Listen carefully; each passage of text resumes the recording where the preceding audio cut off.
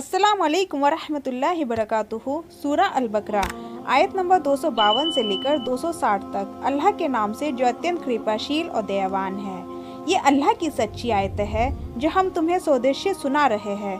और है मोहम्मद, निसंदेह तुम अल्लाह के रसूलों में से हो। उन रसूलों में से किसी को हमने किसी पर फजीलत प्रदान की, उनमें से किसी से तो अल्लाह ने बातचीत की और किसी के दर्जे ऊंचे किए। और मरियम के बेटे ईसा को हमने खुली खुली निशानियां दी और रूहुल कुद्दूस पवित्र आत्मा से उसकी सहायता की।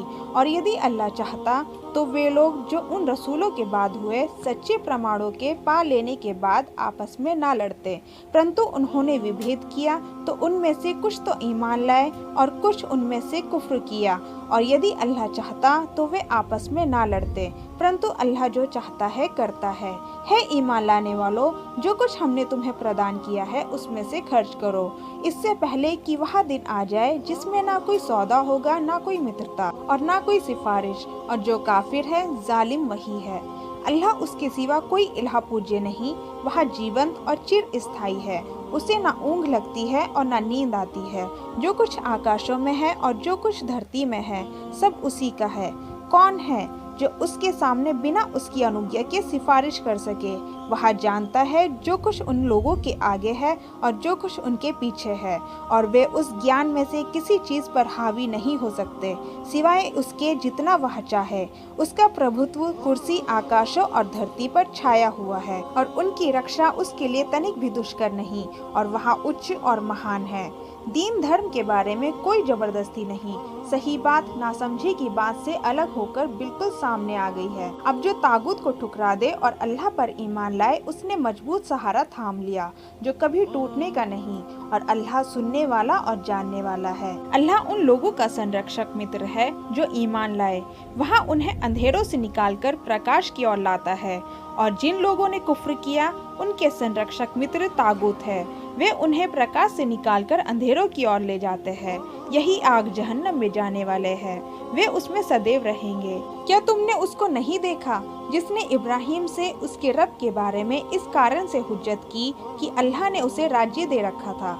जब इब्राहिम ने कहा मेरा रब वह है जो जिलाता और मारता है, उसने कहा मैं भी तो जिलाता और मारता हूँ। इब्राहिम ने कहा अच्छा, अल्लाह सूर्य को पूर्व से निकालता है तो तू उसे पश्चिम से निकाल दे। तो वह काफिर हक्का बक्का रह गया। और अल्लाह जालिमों को सीधा मार्ग नहीं दिखाया करता। यहाँ मिसाल यह जैसे कि वहाँ जो एक ऐसी बस्ती पर गुजरा जो अपनी छतों के बल ढही पड़ी थी। उसने कहा अल्लाह कैसे इसको इसके मर चुकने के पश्चात जीवित करेगा? तो अल्लाह ने उसे 100 वर्ष की मौत दे दी। फिर उसे उठा खड़ा किया। कहा तुम कितने समय तक इस अवस्था में रहे? उसने कहा 1 दिन या 1 दिन का कुछ हिस्सा। कहा बल्कि तुम 100 वर्ष इस अवस्था में रहे हो। अब अपने खाने और अपने पीने की वस्तुओं को देखो कि उन पर सालों गुजर जाने का कोई प्रभाव नहीं पड़ा। और अपने गधे को देखो, यहाँ हमने इसलिए किया ताकि तुम्हें विश्वास हो और ताकि हम तुम्हें लोगों के लिए एक निशानी बना दे। और हड्डियों को देखो कि हम किस प्रकार उनका ढांचा खड़ा करते हैं, फिर उन पर मांस चढ़ाते हैं। इस प्रकार जब उसके सामने बात खुलकर आई तो वह पुकार उठा, मैं जानता हूँ कि अल्लाह को हर चीज का सामर्थ्य प्राप्त है। और याद करो जब इब्राहिम ने कहा मेरे रब मुझे दिखा दे तू मुर्दों को कैसे जिंदा करेगा। कहा क्या तुझे विश्वास नहीं?